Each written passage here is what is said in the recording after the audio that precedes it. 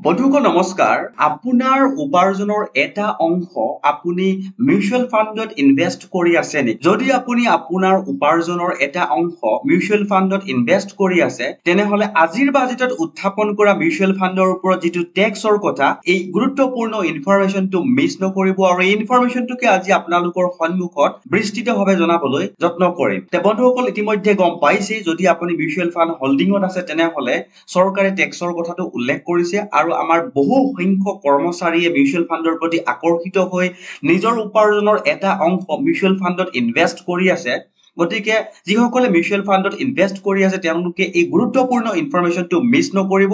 আৰু ইনফৰমেশনটোৰ সবিশেষ আপোনালোকক জনাবলৈ যত্ন কৰিছো চাও ইনফৰমেশনটো এনেকৈ প্ৰকাশ পাইছিলে union budget 2024 20% TDS on repurchase by mutual funds and UTI withdrawn তে গম পাইছে নিশ্চয় যে 20% TDS ৰ কথা কৈছে গতিকে ট্যাক্সৰ কথা আহিছে 20% বহুত গুৰুত্বপূৰ্ণ ইনফৰমেশন আৰু এই ইনফৰমেশনটোৰ সবিশেষ যি অনলাইন নিউজ পেপাৰ সমূহে প্ৰকাশ কৰিছে তাৰ সবিশেষটো আপোনালোকক জনাবলৈ যত্ন কৰিছো চাও ইয়াতে এনেকৈ উল্লেখ কৰিছে finance minister Nirmala Sitharaman on Tuesday announced that 20% TDS rate on repurchase by mutual fund and UTI has been withdrawn mutual fund আৰু UTI যদি withdraw কৰা যায় 20% TDS ৰ কথা কৈছে আৰু যিসকলে মিউচুৱেল ফাণ্ড হোল্ডিং কৰি আছে বা মিউচুৱেল ফাণ্ডত ইনভেষ্ট কৰিবলৈ ইন্টাৰেস্টেড হৈ আছে বৰ্তমান সময়ত তেওঁলোকৰ কাৰণে এই বাতৰিটো গুৰুত্বপূৰ্ণ বাতৰি কাৰণ ইতিমধ্যে বহু ট্যাক্সৰ ভিতৰত এই 20% TDS ৰ ট্যাক্সটো ইনক্লুড হৈ আছে গতিকে আপোনালোকে চাবলৈ যত্ন কৰিব চাও ইনফৰমেশনটোৰ সবিশেষ আপোনালোকক জনাবলৈ যত্ন কৰিছো কেনেকৈ প্ৰকাশ হৈছিলে এনেকৈ প্ৰকাশ হৈছিলে চাওক according to the finance bill 2024 the clause 55 of the bill seeks to omit section 194F of the income tax act relating to payments on account of repurchase of units by mutual fund or unit trust of India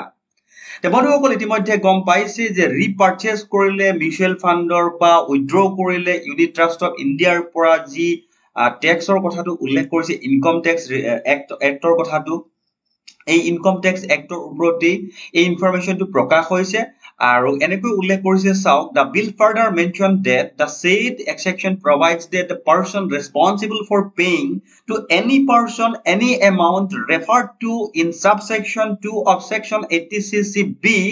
shall at the time of payment thereof deduct income tax thereon at the rate of 20%. It is proposed to omit the said section 194F. The amendment will take effect from October 1 2024 তে বন্ধুসকল আপোনালোকক জনাবলৈ লৈছো যে এই যে 20% purchase কৰা হওক বা উইথড্ৰ কৰাৰ ওপৰত যি 20% ট্যাক্সৰ কথাটো উল্লেখ কৰিছে এই ট্যাক্সৰ যেটো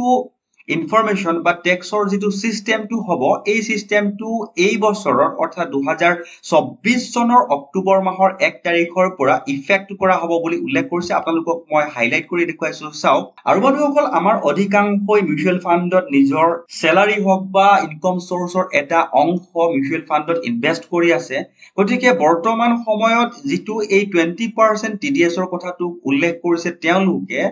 ইনকাম ট্যাক্স এক্টৰ অধীনত এই 20% ৰ ইনফৰমেশনটো বৰ্তমান সময়ত এইখিনি উলাইছে আৰু ইয়াৰ ওপৰত যদি অনাগত দিনত আৰু ডিটেইলছ ইনফৰমেশন আউটপুট বা বাহিৰলৈ আহে তেতিয়া হলে আপোনালোকক ডেফিনেটলি ইয়াৰ ওপৰত আৰু ডিটেইলছ কৈ জনাবলৈ বা আপোনালোকক ইনফৰমেশনটো দিবলৈ সক্ষম হ'ম তে বন্ধুসকল আগলৈকো যদি এনেকুৱা গুৰুত্বপূৰ্ণ ইনফৰমেশন আপোনালোকে আপোনালোকৰ মোবাইলত এটা ক্লিকতে পাই থকাটো বিচাৰে তেতিয়া হলে আমাৰ চেনেলটো সাবস্ক্ৰাইব কৰি হাতত ৰাখিব বুলি আশা